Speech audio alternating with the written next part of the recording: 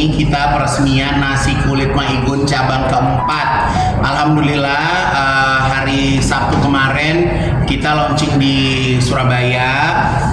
Jangan tanya saya ya alamatnya di mana, saya lupa. Tapi yang jelas pokoknya kemarin saya dari Surabaya. Alhamdulillah antusias masyarakat Surabaya juga sangat luar biasa. Nah, Sunter ini menjadi titik yang keempat karena di Sunter ini adalah wilayah tempatnya kuliner nih sepanjang jalan yang ada di Sunter. Jadi memang titik ini sengaja dipilih, dipersiapkan lebih cepat. Nah, jadi alhamdulillah respon masyarakat begitu luar biasa, antusiasnya begitu luar biasa. Jadi selepas saya nanti pulang haji akan dibuka lagi di titik-titik yang lain. Di mana? Di Depok. Jadi bakal ada di Depok, ada di Jakarta Pusat, ada di Bekasi, ada di Malang, dan titik-titik lainnya. Nah, jadi uniknya nasi kulit Maigun ini adalah warung ya. Aku bilang ini warung. Jadi aku nggak mau bilang warung. Jadi ini bukannya sebuah restoran. Jadi kalau misalnya teman-teman makan di nasi kulit Maigun jangan punya ekspektasi yang tinggi karena sekali makan hanya 18.000 sampai 20.000. Jadi ya mungkin ini warung makan yang ada AC-nya. Jadi alhamdulillah aku senang semakin banyak penggemar aku yang bisa makan bareng sama keluarganya, bisa buat Jumat berkah, bisa buat berbagi gitu kan. Jadi alhamdulillah seneng sih. Tapi kenapa ini yang di cabang sini kayak terlihat lebih besar ya? Memang alhamdulillahnya semakin hari space-nya semakin besar. Kemarin di Surabaya juga besar banget, lahan parkirnya juga banyak, besar space-nya. Nah, karena kalau di Sunter ini kan memang sudah terlanjur padat ya, jadi mau cari lahan memang agak sedikit susah. Karena sebenarnya aku tuh kurang mau ada di ruko, karena aku pengennya tuh lahannya besar, ceilingnya tinggi. Tapi ini di Sunter nih ternyata kita dapatnya tingkat gitu. Jadi ya kita bersyukur aja, dan semoga titik-titik lainnya kita mendapatkan tempat yang sebenarnya satu mengutamakan teman-teman yang datang pakai kendaraan itu bisa parkir. Jadi parkirnya nyaman, aksesnya gampang gitu. Makanya karena keuntungannya dari outlet satu mulai meningkat jadi buka outlet yang lain, atau emang permintaan dari fans untuk ya semuanya itu kan masuk ke dalam perhitungan ya. Nah, kalau saya bikin warung makan, kalau hanya satu kan aksesnya susah. Nanti orang pesen take away harus berjam-jam kan juga repot gitu. Jadi kita berusaha memang dari awal sudah mengantisipasi untuk membuat langsung di beberapa titik supaya penggemar nasi kulit itu bisa makan lebih mudah. Tapi kenapa memilih kota-kota besar mungkin untuk menjadi pembuka? Ya kan harus ada di kota besar dulu, habis itu ada di second city. Jadi sama aja seperti aku buka store manja kan gitu, di kota-kota besarnya dulu, baru kita masuk lagi ke second city gitu. Jadi ya buat aku menikmati prosesnya aja, menikmati hari demi hari, menikmati kemajuannya setiap hari. Jadi nggak ada yang harus dikejar, nggak ada yang harus diburu-buru gitu kan. Tapi yang paling utama adalah menjaga kualitas makanan gitu, karena King Abdi kan juga punya keterbatasan mengawasi langsung warungnya kalau langsung banyak gitu kan, supaya rasanya stabil, semuanya enak. Taigun di usaha kuliner Taigun ini kayaknya yang terlihat paling banyak cabangnya dan bisnis gitu. Ya, saya pernah beberapa kali gagal di dalam bisnis kuliner ya, tapi kan kalau namanya orang berusaha itu kan kalau gagal coba lagi. Kalau ditanya punya trauma ya pasti ada. Namanya orang pernah rugi, pernah gagal gitu kan, pasti ada trauma tersendiri gitu ya. Tapi buat aku ya nggak ada salahnya kita coba lagi, dan kita berharap bahwa nasi kulit Maigun ini formulanya memang pas, memang cocok karena konsepnya adalah makanan rumah Jadi kita bayangin kalau kita dimasakin sama ibu kita di rumah kan nggak pernah bosen nih. Walaupun mungkin makanannya itu aja gitu, tapi karena di rolling jadi nggak pernah bosen gitu. Karena kayak di sini kan lauknya banyak ya, ada puluhan lauk gitu. Jadi kalau hari ini pesan apa, besok pesan apa, jadi nggak akan bisa bosen sih. Selain banyak cabang, akan ada terobosan menu-menu baru lagi nggak sih? Kalau terobosan sih ada menu-menu baru yang di develop sama King Ardi. Kalau sekarang tuh kalau nggak salah kita udah ada udang, terus udah gitu ada ayam goreng bawang. Banyak sih menu-menu baru ya gitu. Tapi kan kayak menu baru kita nambahnya kayak 1, 2 gitu. Memang sengaja nggak langsung kayak ada baru apa gitu. Karena kan tempat baru pasti kan suasananya baru ya. Mereka akan nyobain lagi yang baru. Tapi Menu favorit apa sih yang menurut Kalau makan di sini tuh wajib, jadi menunya tuh 18.000, nasi 250 gram, sayur buncis, 2 kulit ayam sama sambal. Ya, jadi itu di 18.000 nih. Nanti tinggal nambah lagi lauknya. Mau pakai tempe orek kecombrang, mau pakai ayam kecombrang, atau mau pakai tumisan usus, atau paru, atau udang. Jadi itu balik lagi tinggal selera. Nah ini sebelum berangkat tuh memang mau clearin ini dulu kayak haji biar tenang gitu. Ya ini kan bulan ini bener-bener gedebak-gedebuk ya. Usahain semuanya dibuka karena udah sesuai dengan jadwalnya. Dan sebenarnya sih aku yang lebih deg-degan lagi di bulan Juni nanti selepas pulang dari hajian, aku akan mengeluarkan kerudung terbaru dari Manja Hijab Ivan Gunawan. Kita kembali berkomitmen untuk menjual kembali kerudung seri Palestina kita, yang mana nantinya insya Allah akan disumbangkan lagi ke Palestina. Jadi aku kerjasama dengan Basnas, dan ini konsepnya lebih gede karena akan dibuat di Margo City Depok selama 9 hari. Jadi aku pokoknya keren deh.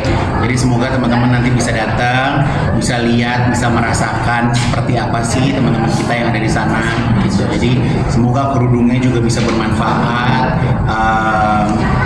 lebih banyak lagi mengumpulkan dananya sehingga nantinya bisa bermanfaat. Kalau yang di seri pertama kan kita berhasil beli 2 ambulans dan lain-lainnya. Ya semoga tahun ini bisa lebih besar lagi gaungnya, manfaatnya insya Allah bisa. Tapi Bang Igun, tapi Bang Igun menghadapi ini kan ekonomi lagi parah banget.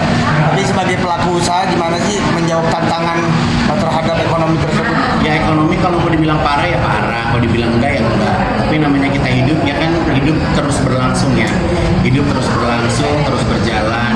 Kita aja kemarin Covid 2 tahun bisa hidup sampai hari ini, ya kan, bisa terus berjuang, ya kan. Jadi buat aku selama kita masih sehat, masih bisa berbagi kebaikan sama orang banyak, insya Allah juga Allah nggak bakal nutup rezeki kita kan. Gitu. Jadi ya jalanin aja. Dengan banyaknya cabang nasi kulit Kak Igun ini, membukti keseriusan Kak Igun dalam dunia F&B ya? Oh, buat aku serius banget gitu. Jadi sampai hari ini tuh aku udah ada ratusan calon mitra yang mau buka. Tapi karena aku nggak mau konsepnya terburu-buru, jadi kalau mau jadi mitranya nasi kulit Ma Igun harus punya pengalaman membuka kuliner. Jadi aku nggak hanya menerima orang yang hanya punya uang untuk bisa jadi partner, tapi dia ya atau mereka yang sudah punya pengalaman di bidang kuliner, karena untuk mengantisipasi hal-hal yang tidak diinginkan. Jadi memang salah satu syaratnya itu seperti itu. Jadi kalau mau diikutin kemarin buka bisa langsung banyak banget, tapi aku nggak mau kayak gitu. Jadi mitra aja aku training juga gitu, gimana caranya gitu. Karena kan ya ada nama Ma Igun ya kan, jadi memang setiap cabang itu harus bisa konsisten dari rasanya, dari kualitasnya, dari kebersihannya gitu. Karena kalau ada kenapa-napa orang nggak akan melihat merekanya, tapi tetap menjadi Ma Igunnya yang menjadi sumbernya. Itu karena belajar dari pengalaman kegagalan. Iya dong, dulu aku punya restoran ada 8 cabang, pas Covid tutup semua gitu kan. Jadi ya udah, jadi sekarang makanya harus lebih teliti, lebih detail, ya kan, nggak mau terburu-buru gitu. Yang penting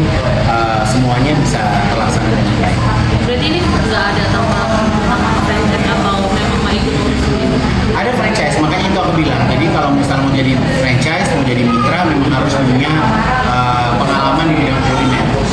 Mak, persiapan haji seperti apa tadi katanya jadi Persiapan haji nggak ada persiapan apa-apa, setiap hari kerja, ya kan. Ini aja belum packing, belum nyari apa-apa, gitu kan. Jadi ya insya Allah lancar-lancar aja sih. Jadi kalau misalnya kurang baju ya saya tinggal beli.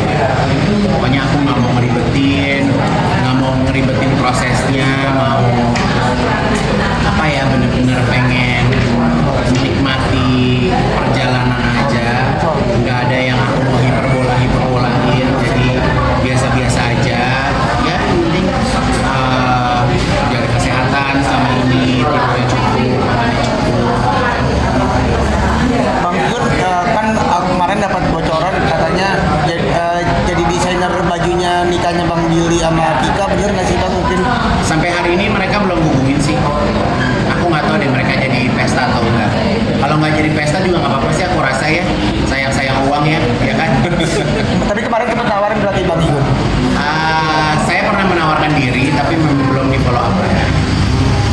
Kembali ke haji, Mas Igun, Igun ini di tahun ini memang kemantapannya seperti apa? Ada nunggu berapa lama sih untuk berangkat haji sendiri?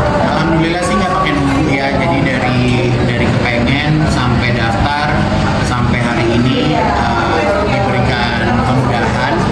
Jadi berangkatnya nanti insya Allah juga cuma 12 hari dan dapat yang wajib-wajibnya gitu. Jadi berangkat selamat dan semangat, pulang selamat dan semangat. mak katanya dengan sahabatnya Iya kan Ruben beda tour ya, beda tour, jadi ya paling ketemu di sana. Karena daftarnya beda, tournya beda, jadwalnya beda.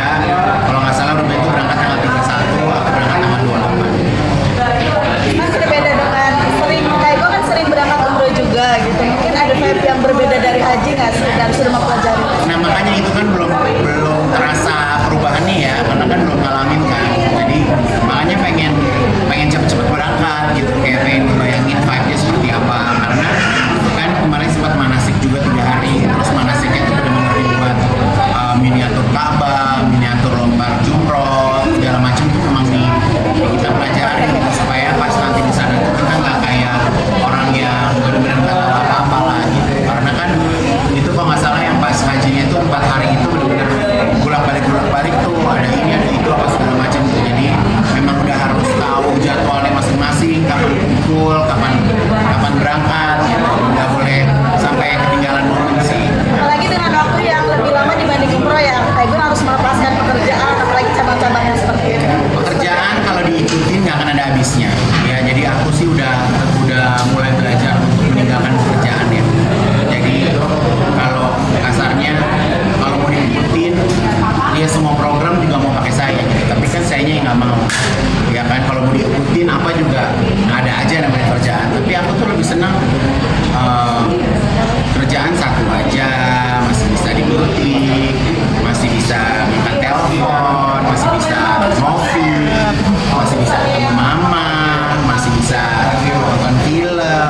Aku nggak mau kayak hidup aku diperbudak sama situasi pekerjaan yang nggak kelar-kelar gitu loh Mbak. Jadi mungkin kalau dulu iya ya, kayak mumpung kayak sekarang tuh aku udah nggak mau kayak namanya haji mumpung sih gitu. Jadi lebih baik jadi haji Igun. nah itu kan Ada rencana pensiun mungkin? menyandang ini haji maksudnya dengan apa aja Kalau pensiun sih enggak ya, kesian kan lo nggak ada berita. Ya kan? Gue yang nggak ada kerjaannya aja lo teleponin tiap hari. Ada aja yang nggak ada diada-adain ya kan, apalagi gue pensiun ntar lo galau lagi nggak ada gue. Gitu. Jadi ya buat aku panggilan haji atau apapun orang manggil aku nanti ya itu terserah kalian manggil ya. Karena buat aku juga nggak perlu nama aku harus ada gelar, karena alhamdulillah dari sekolah juga nggak pernah gelar, nggak pernah sekolah, nggak pernah dapat titel, nggak pernah dapat apa-apa. Jadi aku cuma lulusan SMA ya, jadi nggak ada lulusan sekolah. Jadi aku udah terbiasa hidup aku nggak ada titel. Jadi buat aku orang bebas mau manggil aku haji, mau manggil aku kak haji, bang haji, apa segala macam sih buat aku ya itu aja semua panggilan. Kayak gue sedikit dong seperti apa bagian haji nanti mungkin udah lebih rempong kan pipas segala macam habis ini itu segala Belum kepikiran apa-apa sih, belum kepikiran apa-apa sama sekali. Cuman kemarin ada Ustadz Asad ngirimin ihram, udah mulai dicuci, ada beberapa baju yang aku buat udah mulai dicuci gitu. Chat dong Ustadz Asad gimana?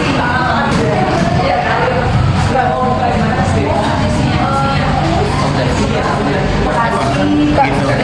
Sedikit dong Kak, soal kemarin kondangan ke Kaluna, cuman Kak Igun doang satu-satunya artis yang doain supaya mereka berdua cepet punya anak gitu. Kalau yang lain kan tadi dulu apa sih Kak alasannya Kak?